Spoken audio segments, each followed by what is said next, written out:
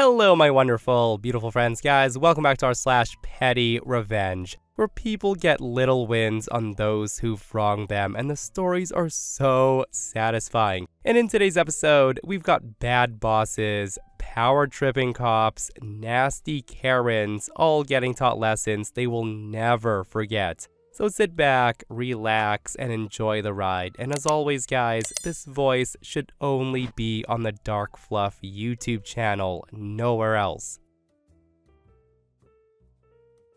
So last week, I was working in the sub-development where they're finishing building the last townhome units for the whole project.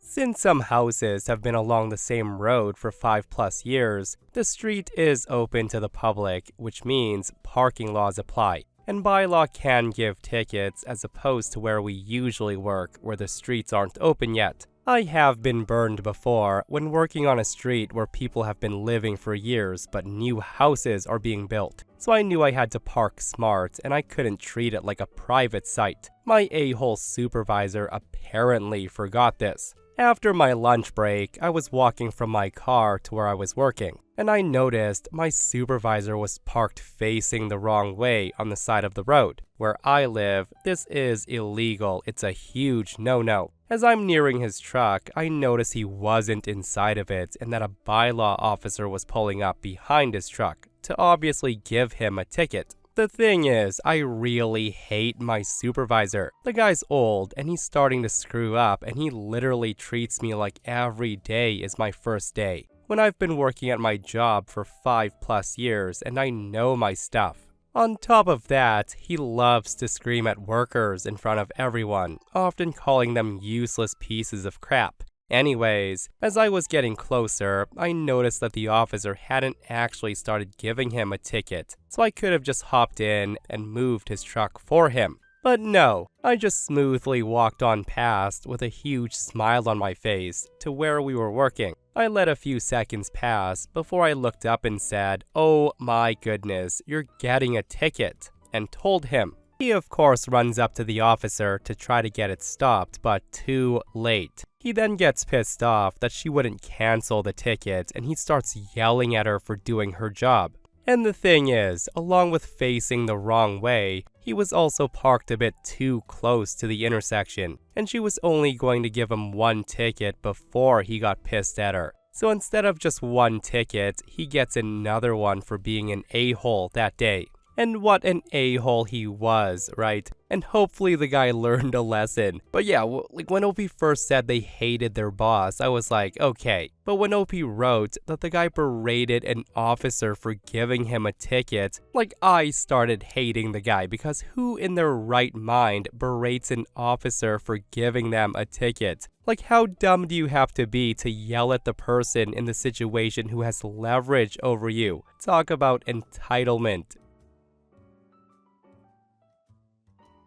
So I got my nails done this morning at the same nail salon that I've been patronizing for almost 2 years. It has 1,000+ great reviews online and they've always done amazing work. They don't post their prices anywhere, but I've always paid $40 to $50. However, it hasn't been consistent, as in sometimes I would be asked to pay $50 and other times $40. When I asked about the price, usually when it's $50, they would say I got a nice discount at $40 and the standard was $50. The $10 never bothered me, so I never made a fuss about it. I also have gotten into the habit of asking the price before they start, but I forgot to ask this day because I was just getting my normal nails. Today, I finished up my appointment and the front desk told me it was $70. Hearing that, I was surprised because I got them done last month and I'm pretty sure it was only $40. The lady said the prices went up, which I felt should have been stated somewhere, but I know that businesses are nervous about the economy, so I understand the hike.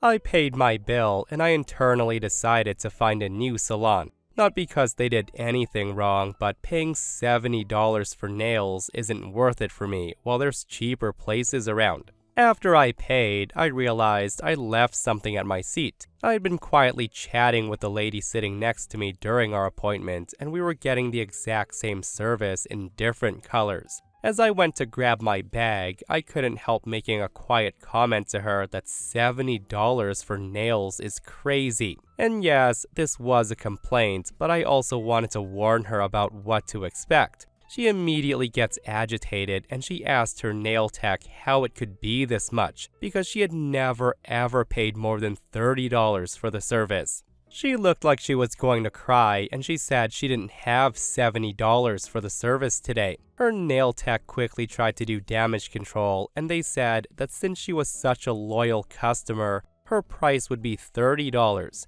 This didn't really calm her down though. She then asked how long I'd been going there, and I said 2 years, and she said she'd been coming for less than a year. At this point, the other customers at the busy salon start paying attention to what's going on, and about 7 to 8 other people started sharing what they paid for their nails, and it ranged from $30 to $70. At that point, I had my bag and I had no reason to stay. But as I left, almost the whole salon was getting heated, with everyone realizing that they actually don't have a set price for their services, and they just charge as much as they can get out of you. I will definitely be leaving a review, and something tells me that the others there will as well. What a shady shop that was. And with what they were pulling, you've got to wonder how long they've been doing this for. Like, I can't speak about nail salons because I honestly don't know, but I've never been to a shop where prices aren't displayed, and apparently this happens more than you think.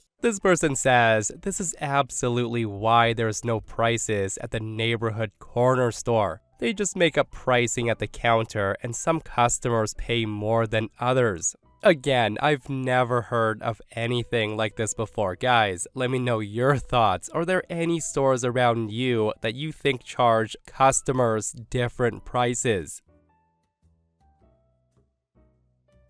This happened around July.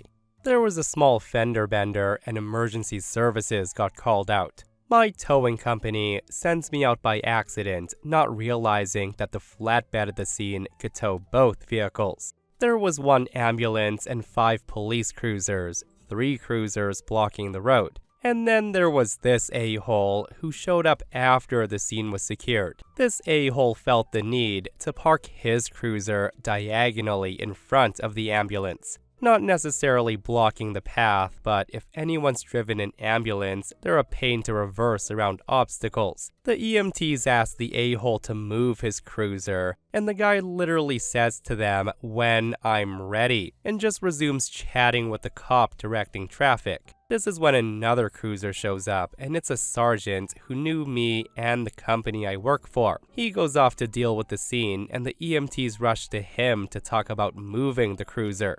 I see him stomping in my direction, and then he walks to the cruiser and the door was locked. He calls for the cop that pulled in front, and the guy either didn't respond, ignored him, or wasn't aware his superior was there. He looked pissed and then reaches for the radio, but then he saw me and he asked what my drop fee was. 5 minutes go by and he waves me to get the cruiser. So I line up and sting it and I drag it out of the way. The ambulance drivers waved and they left the area. He then tells me to keep the cruiser hooked because he wanted to teach the a-hole a lesson. He walked over to the cop directing traffic and the a-hole, and he alerts them that he was getting towed. The guy then rushes back and he demands I put the car down and that it's not a funny joke. But I reminded him that all tows are fair in the county if the car's illegally parked. He looked at the sergeant, and the sergeant reminds him that the ordinance extends to emergency vehicles. He tried to negotiate 40, but my drop fee's 100. The guy hesitates, but he pulls 5 20s from his wallet, and I put the cruiser down. He got into his cruiser, and he didn't look too happy as he pulled away. The sergeant busts out laughing, and he said that kid needed that. He told me that he's only been on the force less than a few weeks, and he was acting like he ran the place as if he was the sergeant. We shook hands, talked about work and Hot Wheels, and off I went, $100 richer. Listen guys, like you would think that being in law enforcement, common sense is to not block emergency vehicles, and especially don't act all smug about it if you do. But yeah, good on the sergeant for not letting his officers run around doing whatever they want, and hopefully with him having to shell out $100, it knocked the guy down a few pegs. So this is a long one. This happened mid to late 90s in a northern Midwest mid-sized city. Parking near my apartment near a university was the only on-street parking. It was bad in the best of times, but it got miserable in the winter, with alternate side parking eliminating half the parking on major streets, such as where my apartment was. Failing to find any parking, some nights I would risk it. Sometimes I got a ticket and sometimes not, but at least I typically knew why I got the ticket until one morning. I was cited for violation number 27. I had no idea what that was all about. It wasn't an alternate side violation, not an expired meter issue, not a loading zone thing. I just didn't know what it was. I went by the office to pay the ticket and I asked the clerk, hey, by the way, what's violation number 27? I don't know and I don't want to get ticketed for whatever it is again. And her reply set me off. She says to me, we don't have to tell you. And I'm thinking, excuse me. So I took my check out of her hand and I pick up my ticket, as again, it was the 90s. I then asked her who could tell me. She just shrugs and she says, maybe the prosecutor's office. And after that, I just left, ticket unpaid. I stopped by the prosecutor's office, ticket in hand, to ask. I apologized to the receptionist for such a ridiculous waste of time, but I just wanted to know. And she rolls her eyes at me and I got nowhere there. This is when I dug in my heels and I did some research. For a poor recent college grad, I certainly wasn't gonna waste my money with a lawyer, but I was hard-headed enough to want to know what violation number 27 was before I paid it. I resolved to go to the public library and I pull out the law books with the city ordinances and state statutes. I settled in, flipped through pages, cross-referenced ordinances and statutes, and I found something interesting. Possibly very interesting. I checked the court date on the ticket and I made up my mind. I would damn well fight City Hall. Now, I'm gonna save you some time, so let's fast forward to court day. I show up in court and some paperwork was handed out to those who were present. Just before it was to be my turn, the prosecutor graciously offered to let me pay the ticket plus court costs to make this go away. And I'm thinking, this is a parking ticket. I'm already here, so why bother? After waiting my turn, I stepped before the judge. The judge says a few things. The prosecutor says a few things, and then it was my turn. This is when I say, Your Honor, I move to dismiss the ticket based upon a due process violation on the 14th Amendment. Seriously, I think that prosecutor might have gotten whiplash, her neck snapped so fast. I told my story that I just want to know what violation number 27 is. I looked and it's not in the books, not in the city ordinances, and I'm being charged with something without being told what it is. The judge just smiles a bit. He turns to the prosecutor and said, I've been waiting for somebody to bring this up, and the prosecutor's jaw dropped. This is when I said, Your Honor, state statute requires certain elements to be on any citation for it to be valid. Among those things is a citation to statute or ordinance. And there are a couple of other issues with the ticket. It doesn't conform to the statutory requirements for a citation. The judge turns to me and asked if I had the ticket. I reply, yes, I do. The judge then asked if I had the paperwork that was handed out when I arrived in court. I did.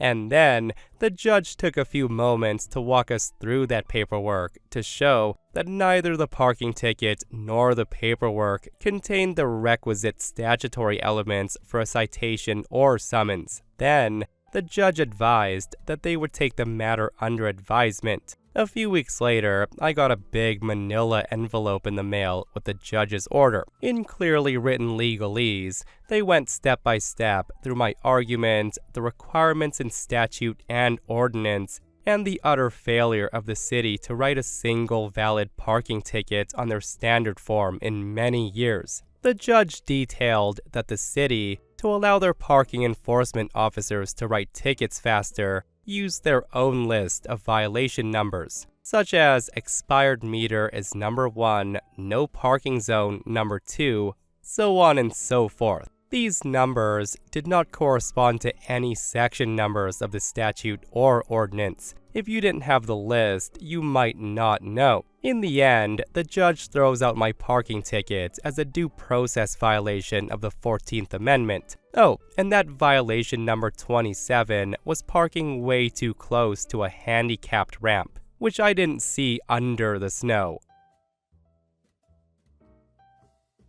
So this isn't my personal story, but I wanted to share it. So my friends Mel and Brittany are super talented cooks. Brittany's actually a chef, and Mel's working towards her PhD, but she loves to cook. They're both awesome and great people. Well, they had this client, Karen, who's the owner of a well-known coffee shop in their city. She would buy cheesecakes from them every week because Mel and Brittany's cheesecakes were the best. Nice texture, flavorful, but not overly sweet. Suffice to say, they're delicious.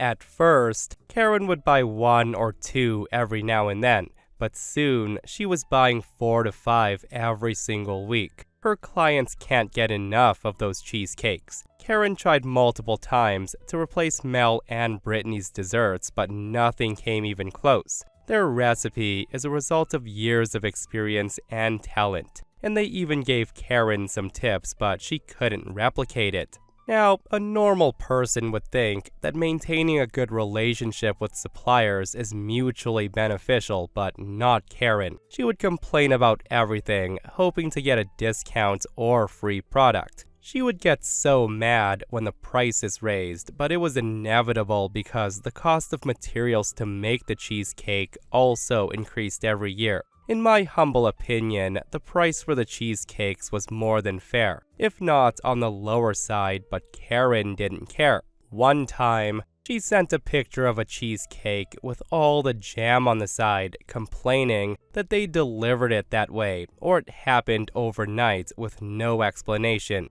But Mel and Brittany always deliver their desserts personally and with a transparent cover. The only logical explanation was one of Karen's employees or Karen herself tipped it over and wanted to replace it for free. Obviously, my friends didn't replace it because they were sure it wasn't their fault.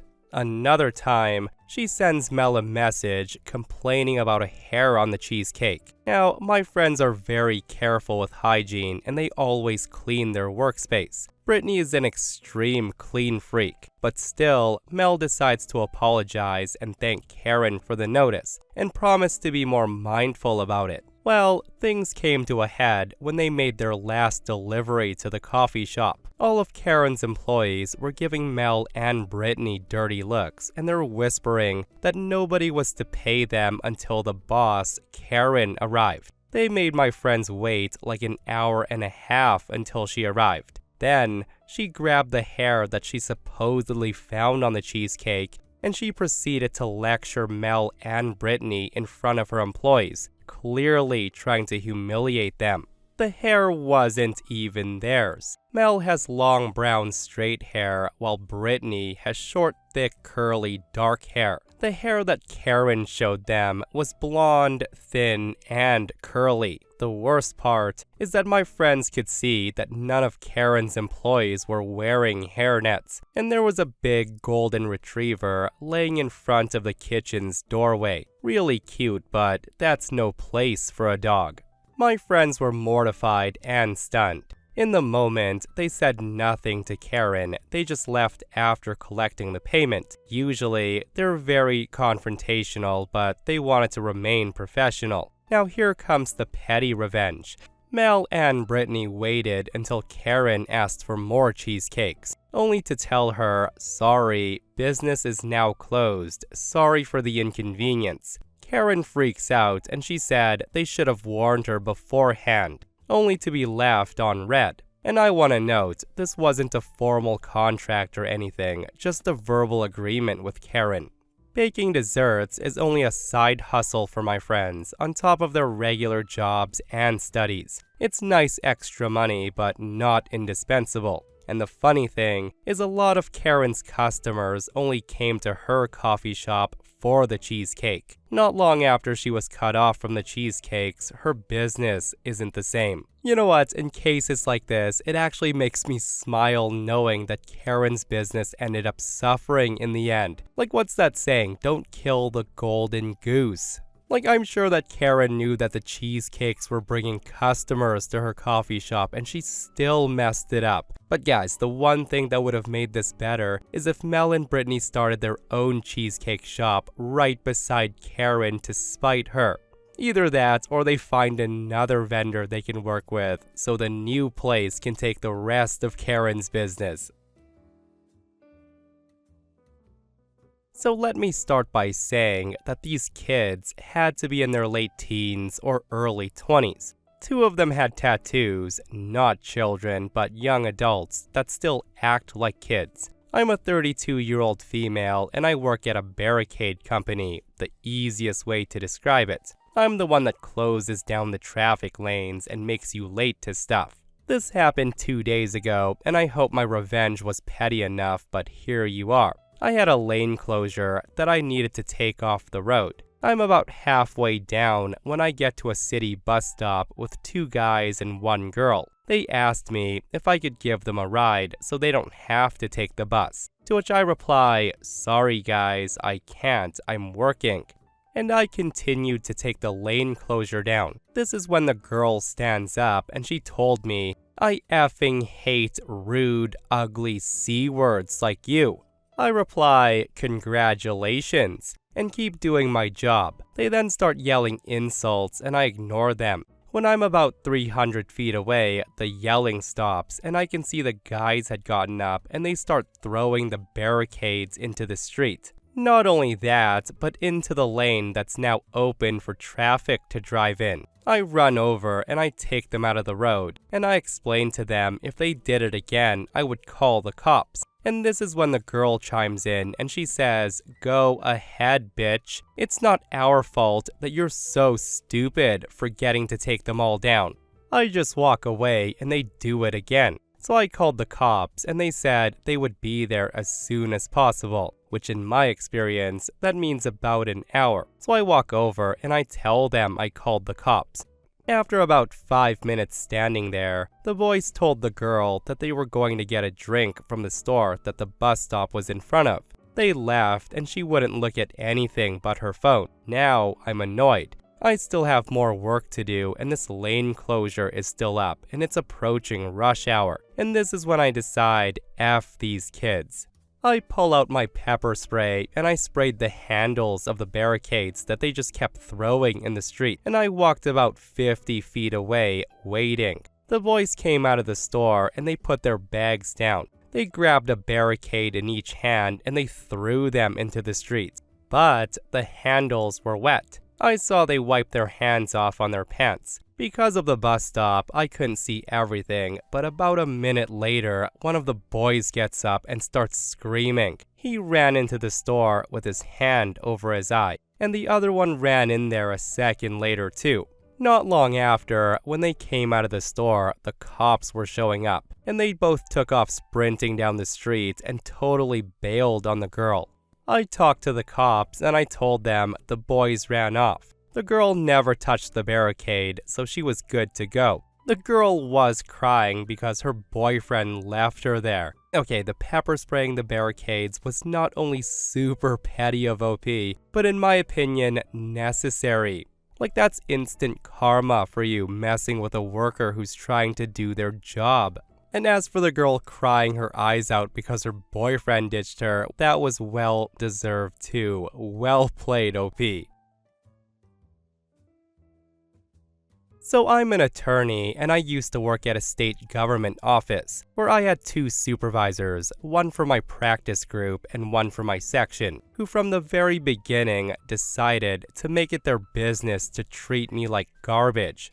The one section chief had a habit of sitting on client questions for days and then assigning them to me. And then, when the client would ask why it was taking so long to do their stuff, she would respond that I was the one working on that stuff, making it look like the delay was my fault. Similarly, the group supervisor's favorite thing to do was try to get me in trouble with both the clients and the higher-ups in our office for not doing things fast enough, despite the fact that she would procrastinate for weeks on reviewing and signing off on the work I actually did very fast. But what these idiots didn't know was that A, I was saving all the emails they sent me that would include information like dates they assigned me work, all that stuff. And B, one of the aforementioned higher-ups was a family friend, so he liked me and he knew I wasn't lazy or an idiot. So one day, the group supervisor assigns me a question from our client agency involving a citizen's public records request.